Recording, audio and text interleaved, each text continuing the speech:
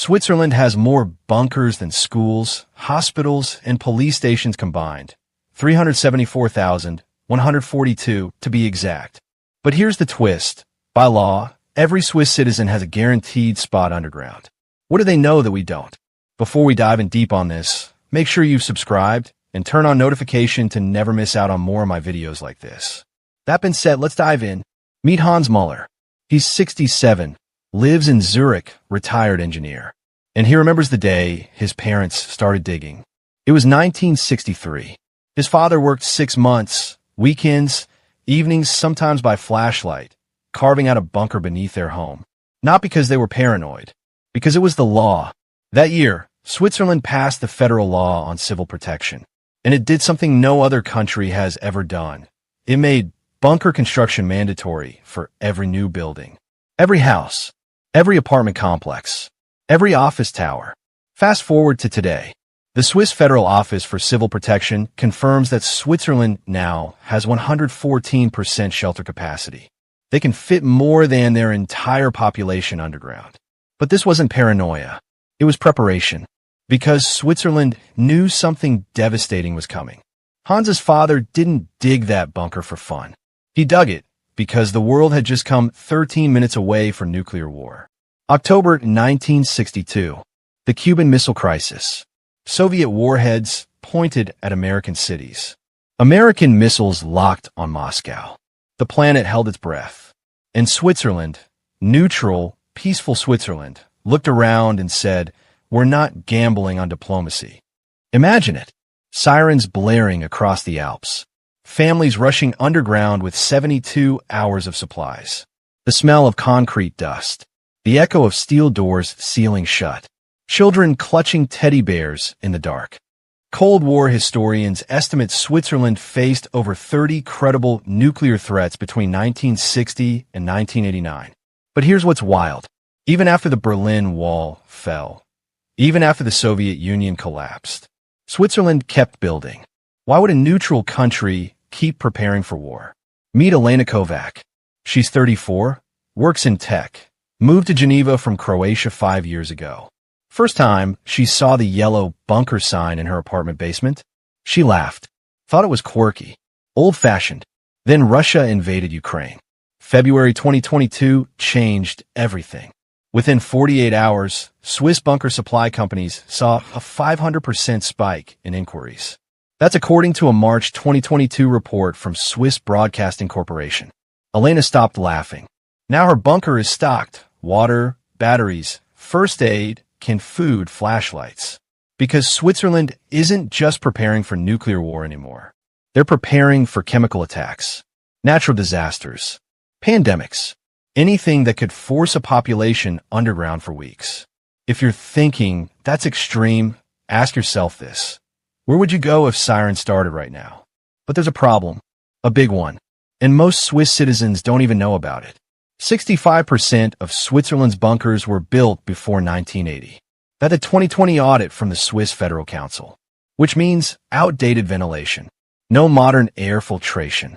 Some bunkers still have rotary dial phones, Cold War-era Geiger counters.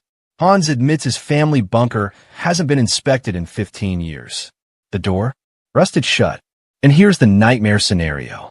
Modern threats need modern solutions. Biological weapons, radiation leaks, airborne viruses. These bunkers weren't designed for that. Imagine this. You're sealed underground. You have food. You have water. But the air filtration fails. You can't breathe. So Switzerland made a radical decision. In 2020, they passed a new Civil Protection Act. $2.3 billion allocated for bunker modernization over 10 years. That's from a June 2020 press release by the Swiss Federal Office for Civil Protection. What's changing? Military-grade HVAC systems. Blast-resistant doors rated for 1 megaton explosions. EMP-shielded electronics. Elena's building just upgraded. Now it includes satellite communication, hydroponic growing chambers, even a decontamination room. Switzerland isn't just preparing for survival. They're preparing for life underground. And some of these luxury bunkers, pools, wine cellars, home theaters, But here's the wildest part. This isn't just for the rich. Every Swiss citizen, rich or poor, has equal access. No VIP lists. No payment required. It's in their constitution. Article 61, the right to civil protection. Compare that to the United States, where private bunker companies charge $3 million per spot. Hans's grandchildren, 8 and 10 years old, recently went on a school field trip to a bunker. They practiced putting on gas masks, learned how to ration food, even slept overnight on bunk beds with emergency lighting. Switzerland teaches survival like we teach fire drills. When was the last time your government prepared you for disaster? But there's one bunker secret that changes everything. During peacetime, Swiss bunkers become wine cellars, nightclubs, data centers, even mushroom farms. The Swiss Federal Statistical Office says 30% of private bunkers are used for commercial purposes. In Lucerne, there's a 1970s bunker that's now a techno club. Capacity, 400 people. In Zurich, an underground data center stores Swiss banking records. Fireproof, EMP-proof. In Valais, a bunker farm grows 12,000 kilograms of gourmet mushrooms every year. Hans rents his family bunker to a local cheesemaker. Makes $800 a month aging Alpine cheese at the perfect temperature. So these bunkers aren't just doomsday prep. They're profitable. But if war came tomorrow, every wine bottle, every cheese wheel, gone in 72 hours. Because Switzerland has one more law that'll blow your mind.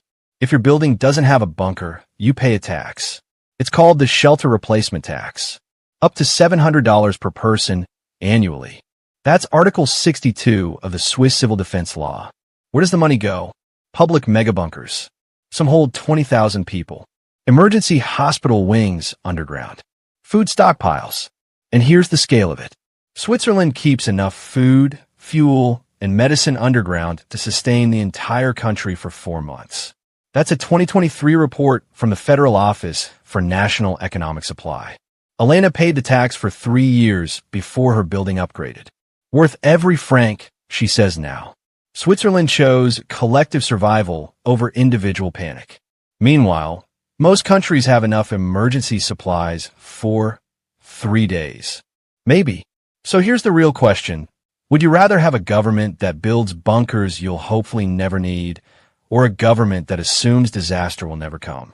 And if sirens went off right now, do you know where the nearest shelter is? Because in Switzerland, every citizen does. Drop your country in the comments and tell me, how many days of emergency supplies does your government keep stockpiled? I'll reply with the actual number. And if this made you rethink what national security really means, share this with someone who needs to see it.